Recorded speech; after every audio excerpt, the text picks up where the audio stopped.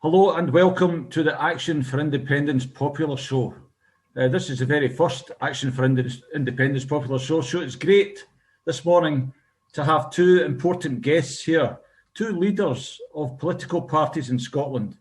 First of all, David Thompson, interim leader of Action for Independence. Good morning, David. Morning, how are you doing?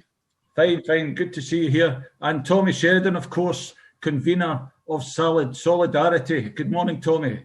Good morning, Chris. Good morning. Great. So let's just get started, if you don't mind, guys. Well, just a few questions just to get some information out there. David, we're now all Action for Independence. Can you tell us a wee bit about how we transition from Alliance for Independence into Action for Independence? And while you're at it, maybe give us your vision of where we're going with Action for Independence. Yeah, certainly, Chris. Happy to do that. We kicked off way back in February with the name Alliance for Independence, AFI for short, AFI, and we submitted that to the Electoral Commission some time ago, but nearly 3 months ago now, I suppose, 2.5. They didn't accept the name. They thought it might be misleading, that voters might think that we represented all parties in the Scottish Parliament, standing for the Scottish Parliament, that supported independence, so they wouldn't accept it. And there's no simple appeal process. So we had another think about it, and we have plumped for Action for Independence. And I think in many ways, Action for Independence is an additional description for us that shows what we're going to do. We're going to take action to ensure that we have that supermajority in next year's Scottish Parliament. So I'm not unhappy with the change. It's a bit of a nuisance, and people had obviously got used to Alliance, but they've also got used to and are familiar with AFI, AFI. And AFI is something that's easily remembered by folk. So we're still AFI. And we're actually still an alliance. Our constitution sets us up as an alliance of individuals, of yes groups across Scotland, and also of other independence supporting parties, umbrella parties as we call them. And I'm really pleased to be on the programme this morning with Tommy, who's the leader of Solidarity, who are the first pro-indie Scottish party to join AFI on our alliance, and I'm pretty sure they'll not be the last. Thank you, David. Yeah, I think there's certainly a lot of people in Scotland looking for a bit of action when it comes to independence. There's not been much happening for a good few years, so we can look forward to that. Tommy, you've joined Action for Independence. What's your vision from a Solidarity perspective? Where do you see us going next year or whatever? Well, I think it's important, Chris, to set out some background, because it's important that Dave reminds everyone that the whole concept of the original Alliance for Independence was discussed and developed way back at the start of 2020, and there was many discussions around the idea of preventing in 2021 what happened in 2016. And what happened in 2016 was almost 1 million votes for independence were not just wasted, because that's bad enough, but they actually assisted unionists getting elected to the Scottish Parliament. Useless unionists who spend all their time talking down Scotland, smirking with their conceit and their hypocrisy, and they got into the Scottish Parliament via the Hunt second vote system, because far too many indie supporters gave their second vote to the SNP rather than to an alternative independence supporting party or individual. Now, that's just a fact. 953,000 votes were given in the second list vote for the SNP, which resulted in only 4 seats for the SNP, 3 in the south of Scotland, 1 in Inverness. Now, that is not a good feedback. That is not a good result. In Glasgow, my own region, 111,000 people voted SNP with their second vote. That's 45% of the vote. Chris, that's a massive 45% of the vote. And with 45% of the vote, the SNP got zero. List seats, zero. Their list vote, because of the D'Hondt system, their 111,000 votes were turned into only 11,000, and that wasn't enough to get a seat. The next person to get a seat was 23,000, which was the Greens. Yep. 6 unionists now have got seats in Glasgow because people wasted their second vote. So the whole concept of Max the Yes has been getting developed and discussed for a long time. And the idea of the alliance, Dave has been at the very heart of it. And to me, I've got to say, and I hope Dave doesn't mind me saying it, but to me, he is absolutely fundamental to the success or failure of this project, because Dave has got tremendous credibility. He's got tremendous record. This is a guy who joins the SNP way back in '65 when it wasn't for careerists. It was for people who had a vision and who had a commitment to independence. They didn't have elected representation. They had no chance at that time of appearing to win seats in Westminster or to win seats in the Scottish Parliament that didn't exist at the time. So Dave doesn't have to prove to anybody that he's not in this for some form of career. He's in this because he believes in independence, and he believes that it is the right time to give up 55 years membership of a party that he spent his life trying to build, because it's the right thing to do for the cause. Because this is the point that we have to get over in this next 6 or 7 months. The cause of independence is bigger than any party or individual who's promoting independence. The cause is the most important. And that's why giving your second vote to the AFI is absolutely critical. If Solidarity felt that this was some type of ruse or some type of non-serious attempt to actually garner the votes of the independence movement, then we wouldn't be involved. And Solidarity stood independently since our formation way back in late 2006. It wasn't a good formation because it came from a split within the SSP. So there's a lot of bad blood under the bridge as far as that's concerned. That's a pity. But since 2006, since we were formed, Solidarity on the left has consistently got the biggest votes on all of the left parties. We consistently have outpolled all of the other left parties in the Scottish Parliament elections. Last election, 2016, the new formation was one called Rise, which some of you viewers will remember. And it was a very strange formation because it was quite an anti-SNP formation. And it felt that they could be anti-SNP but still pick up the votes, the second votes of SNP supporters, which we thought was a bit silly. But they got loads of publicity, loads of promotion. The Sunday Herald gave them absolutely fantastic platform. Solidarity get nothing. We got attacked left, right, and centre. We got assaulted from all sorts, and yet we emerged as the biggest vote puller on the left. We got 14,333 votes, which isn't massive. It's only around 1%, but was actually nearly 5,000 more than Rise got. So we're bringing to the table here, Chris. We're bringing to the table of AFI 14,000 votes right away. We're bringing our support to the table. And I hope that we can appeal to the SSP, that we can appeal to the Greens, that we can appeal to the ISP, all smaller parties. The Greens, sorry, not a smaller party than us, but a smaller party than SNP. Yes. But these are all smaller parties, and there are a lot of good individuals and yes groups out there. And I hope the idea that you join an alliance, although it's Action for Independence, it's an alliance that asks you to concentrate 100% on independence. You can keep your other policies. You can keep your other priorities.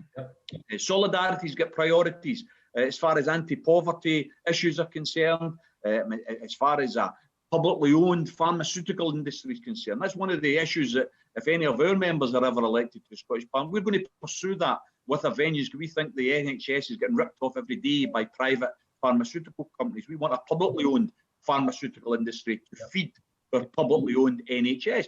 There's a priority that's not in the AFI's manifesto, but it's in our manifesto. That's the appeal to all of the other groups. Come and join the alliance. You don't need to give up any of your policies as long as they're progressive, as long as they're about improving society. We don't want right-wing nutters involved. We don't want people who want to diminish freedoms in Scotland. But come along, it's a broad church, get involved, keep your policies. But if we can narrow the field of parties and groups that are trying to claim the second vote, we have got a bigger opportunity for success. It's as simple as that. Can I just maybe, yes, of course. David, yes. Thanks very much, Tommy, for what you said about me earlier. But I'd like to stress that, you know, the cause of Scotland and Scottish independence, as you say, is far, far bigger than any individual person, any party. We've got to, especially at this time, I think, focus on next year's Scottish election as the independence election. And we've got to make sure that everybody understands that they're voting not for a party as such, but for Scotland, that we've got an opportunity next year to get our independence, whether it's through a referendum or some other way. And we will be discussing the kind of route map to independence, because there's other options that we can adopt. We could go into next year's election, and AFI hasn't decided on a broad policy on this yet. We could go in just saying a majority of independents supporting MSPs as a mandate for a referendum. That would be very sound, very solid, very normal. Or we could actually say, and if we also get on top of a majority of MSPs, especially if we get our supermajority, which I'm pretty sure we will, we also get a majority of the votes, over 50% of the votes. Pose the question, is that a mandate not just for a referendum, but for independence itself? And I think that debate needs to be had amongst Scottish political parties, not just AFI and the parties associated with us, but also with the SNP. And we need to really try and get people to focus in on next year as being a watershed moment, an absolutely crucial moment in Scotland's history. And we've got to get people from across the whole spectrum, and people like myself who have been spent all their lives, all their adult lives, arguing for independence, 55 years, as you say, in the SNP. But if there's a way of improving the number of indie supporting MSPs in the Parliament by legitimately, legally, strategically using the D'Hondt system to max the yes and get more of these MSPs in on the regional lists, then we need to look at that. And people need to realise that just blindly following the mantra, both votes SNP, is not the best use of their vote. Well, David, if I can ask you, the SNP and others are saying both votes us. They don't seem to be moving away from that at all. What are you saying to voters? The SNP are continuing to, and others are continuing to go on about both votes us. How are you going to convince the voters that the best thing for Scotland is? Well, I think we just really need to, as we're doing a lot of Zoom meetings just now to different yes groups and so on. I'm speaking to folk in Dunfermline on Thursday evening about this, and just giving them the facts, letting folks see that it is a wasted vote. Even in the south of Scotland, where the SNP got 3 regional list seats the last time round, they got that because they didn't do very well on the constituency seats. But if you actually look at the statistics, if you look at the SNP's own target seats, 4 of the top 10 are in the south of Scotland. So 4 of the seats in the south of Scotland, the SNP just need a swing of between 1% and 2.7% to win those 4 seats. So if they win those seats, and the polls, and that was a swing from the 2016 result, and the polls are showing the SNP well above where they were in 2016. So there's every likelihood, on current polling anyway, it's a certainty the SNP will win 3 out of these 4, or maybe even 4 of them, probably 4 of them. If they do that, they will get no regional list seats in the south of Scotland. And we've got analysis which we'll be publishing very soon on the D'Hondt system across Scotland. And what that shows is that in the south of Scotland, for every seat that is won by AFI or is lost by the SNP, they lose their list seats because they win the constituencies. If we don't stand, Tories and Labour and Liberals will pick up these seats. Unionists will pick up these seats and get back into the Parliament and just spend the whole of their time complaining about the SNP and independents. We can actually pick up those seats on top of the constituency seats that the SNP win. So we could win those 3 seats that the SNP got the last time. So the SNP win the constituency ones, the extra ones, and we pick up the 3 list seats that they vacate. So we've got to get that message across to folk that that's what they have to do. I suppose the SNP are taking the line, both votes SNP, because they feel it's some kind of insurance policy for the SNP. And I think what I would say to the SNP is, we are going to back you 100% in the constituencies. So just go easy on this both votes SNP thing, because it's not about you as a party. You will be the main vehicle. The SNP will be the main vehicle that takes us to independence. But you need all the rest of us as passengers helping you along the road. Therefore, you know, insisting that your supporters must vote SNP in the regional list purely because you think you might get 1 or 2 extra seats when you've already got 69 or 70 is not the best tactical way to deal with unionism. It is to allow the Alliance, Action for Independence, to pick up these seats. And for every extra seat the SNP might get in the regional list, for the same number of votes, AFI can pick up 9 or 10.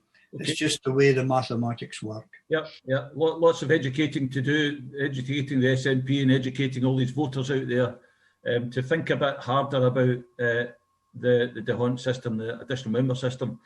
Tommy, you can say something about that, but also a wee bit of a controversial question for you, if you like. There are people out there who are saying, oh no, here's Tommy coming again, here we go again. A bit of a Trojan horse coming into AFI and they're going to take over. Oh, here we go. What do you say about that, Tommy? Well, obviously, you're always going to get people who snipe from the sidelines. That just happens. People keep talking about Marmite politicians as if it's a problem.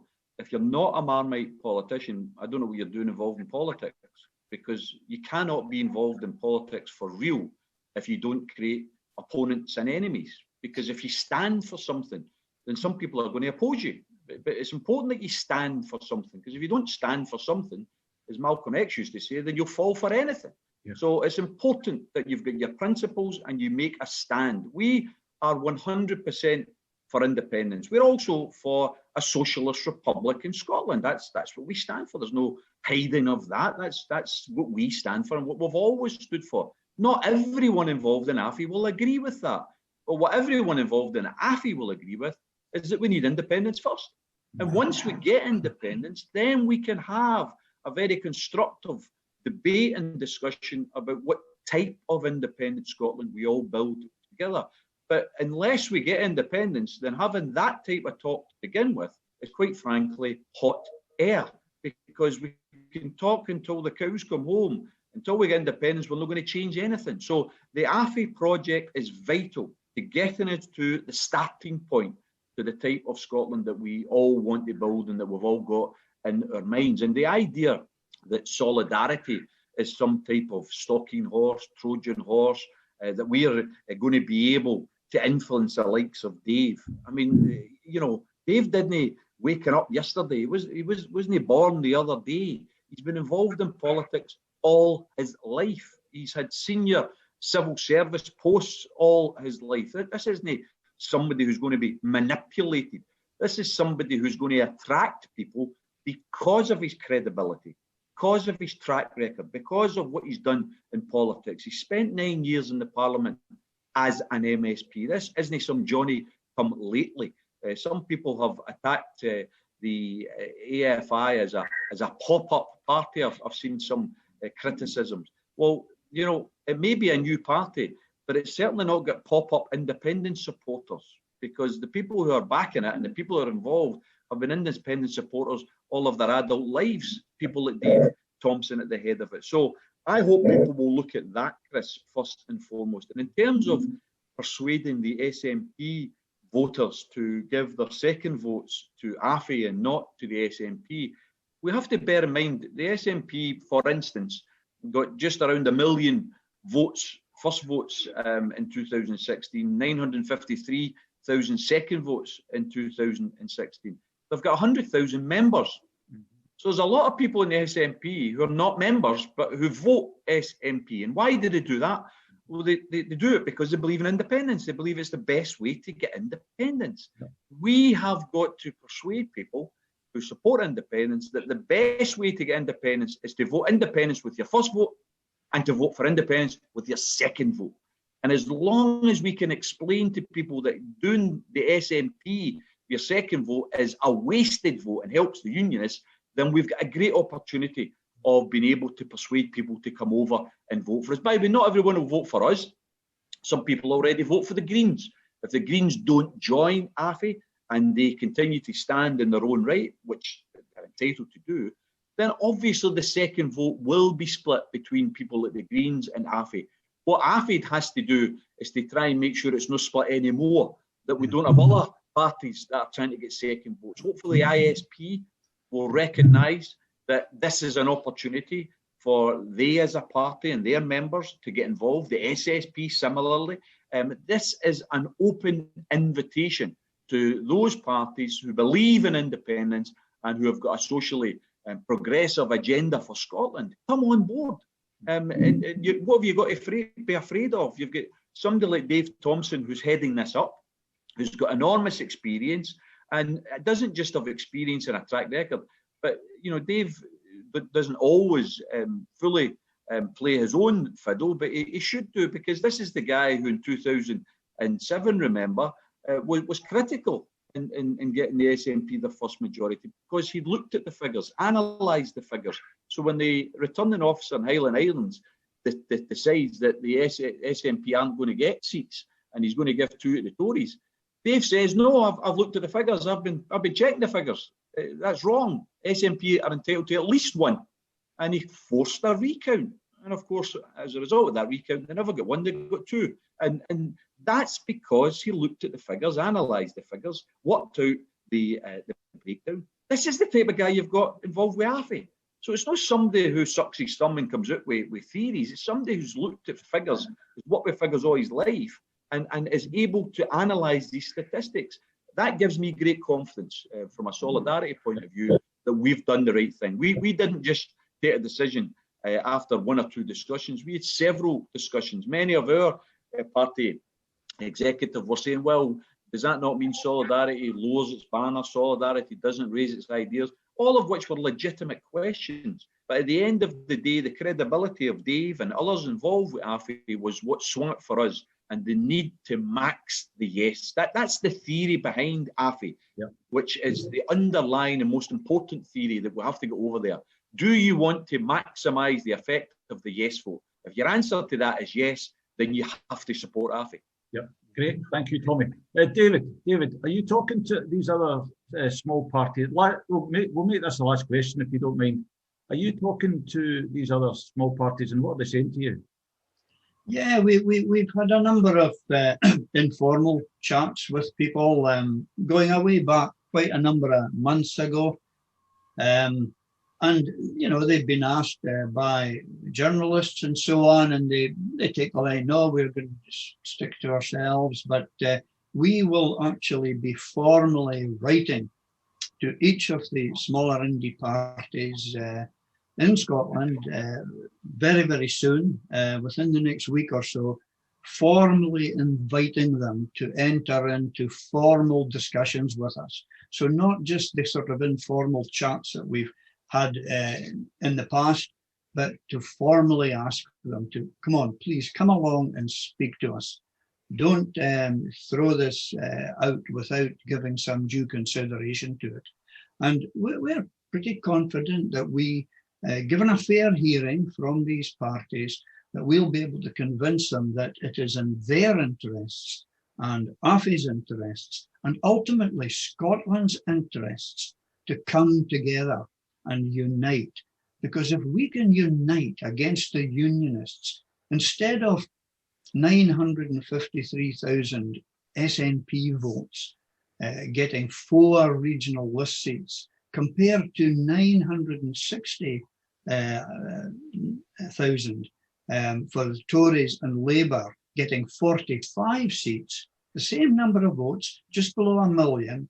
The Tories and Labour got 45 seats in the list in 2016, the SNP got 4. We want to get AFI in there, and we want to get 20 to 30 of those seats. We only actually need 1 person in 8 who voted SNP on the regional list the last time. 1 out of 8, 12.5%, to get 8 list seats. And if we get 1/4 of the folk who vote, 1/4 of that million folk who voted SNP on the list, we'll get 16 seats. And so it goes on. Yeah. And there are actually many people out there who are yes supporters, maybe with a Labour background or another background, who will not vote SNP for the, you know, for reasons. They will not vote SNP on the regional list, so they don't vote.